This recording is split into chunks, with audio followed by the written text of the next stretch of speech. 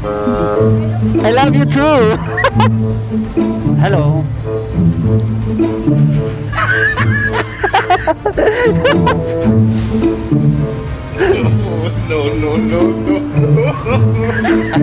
Sorry. Good morning everyone. Here we are again to our Vietnam Moto Vlogging Part 5. Representing from the Philippines, ang vlogger na wala pang narating sa buhay at sa pag-vlog. Pam param pam pam. Yung content natin ngayon is mamimigay ng bulaklak.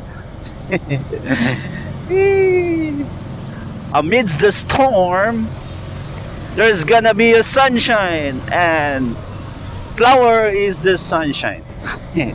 Wow, dito pala yung maraming flowers, oh. Alright.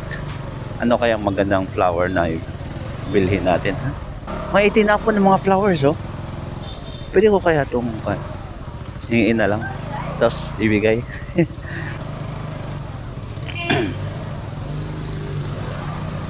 Okay, what about this here?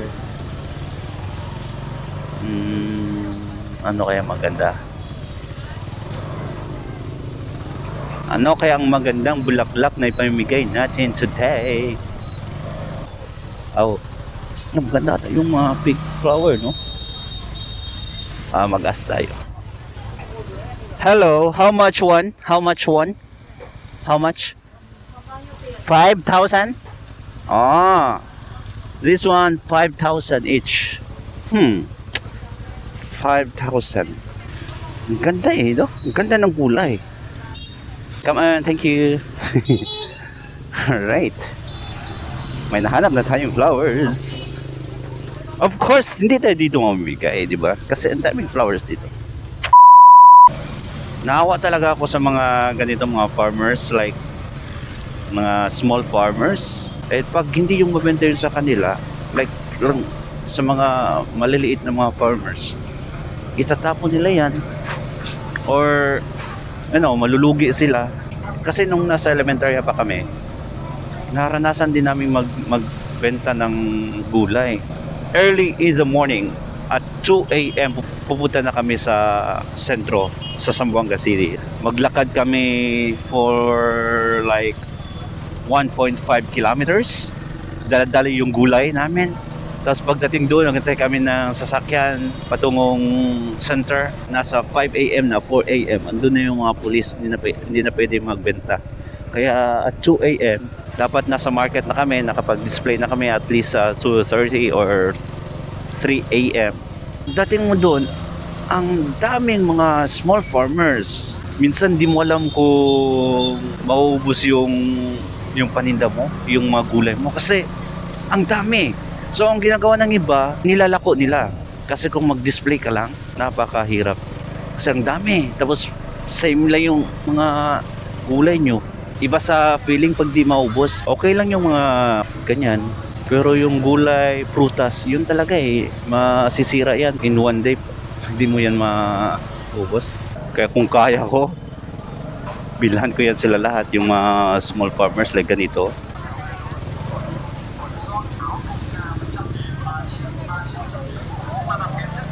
Yung ganito, oh, di ba? May ganyan, oh, ang dami niya, dami.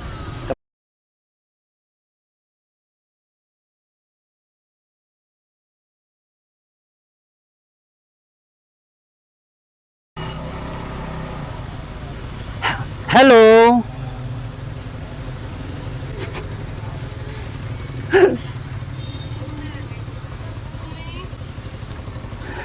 Okay.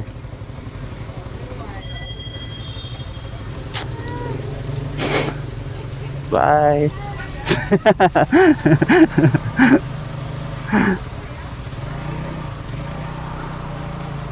All right.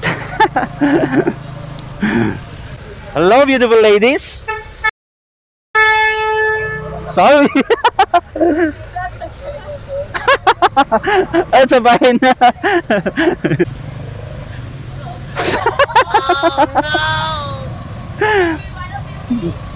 I love you too.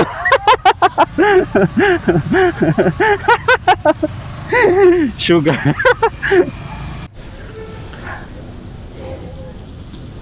Okay. That's great.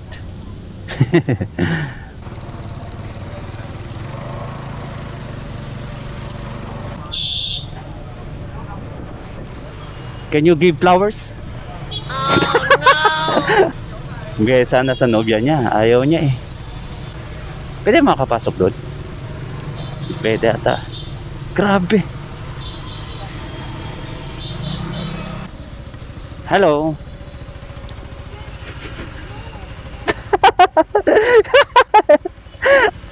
Pinay, Pinay ata yun sila. Pinay. Ayaw nila ng flowers. Okay. Ayaw nila ng libreng flowers. Ba't kaya? Okay.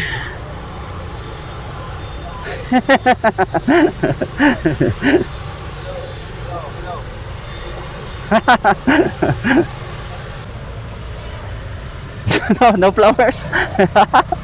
She doesn't like it. No flowers. Ayaw niya daw.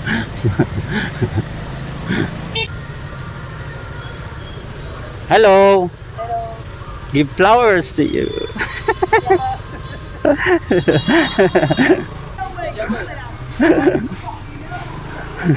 Goodbye.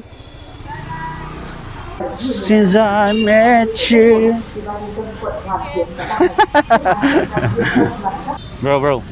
Bro.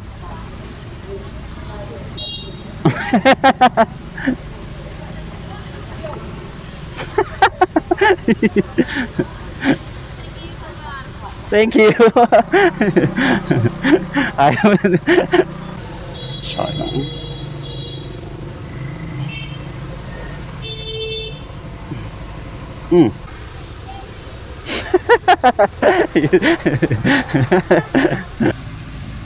Hello.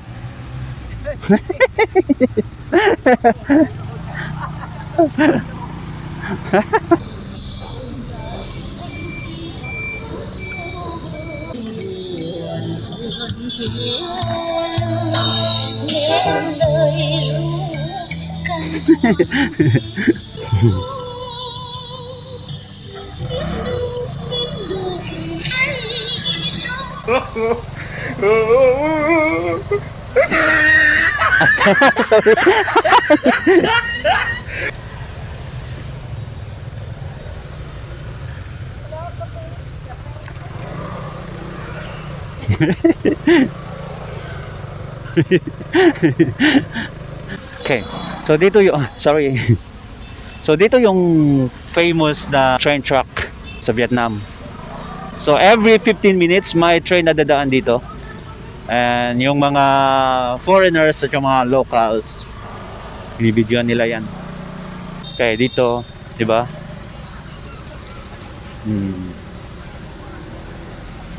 Gusto kong pumunta doon, pero hindi makapag-parking dito eh. Ay, ayaw nila.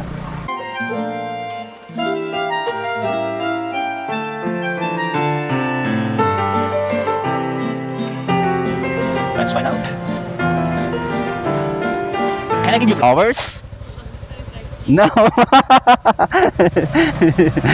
No, thank you.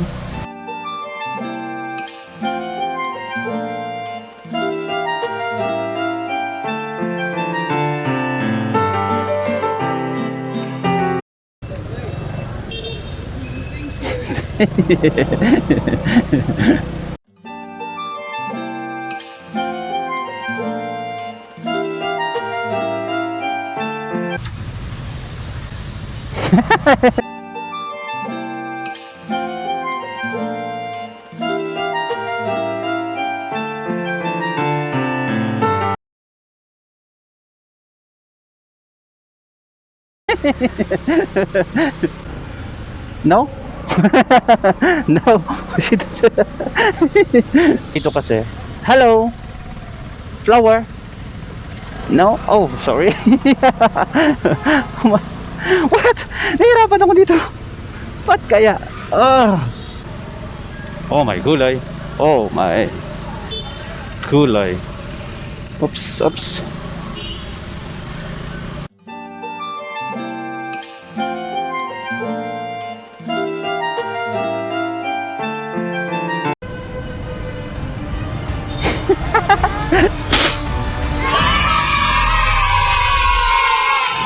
Come on. Bye. Ay, nabigay ko din sa wakas. Alright. What is this? Okay, wait. Hi. Hi. What's your name? My name is Nyok. Okay. Where are we from? Philippines. Philippines. Yeah. Yes. And you? Vietnam.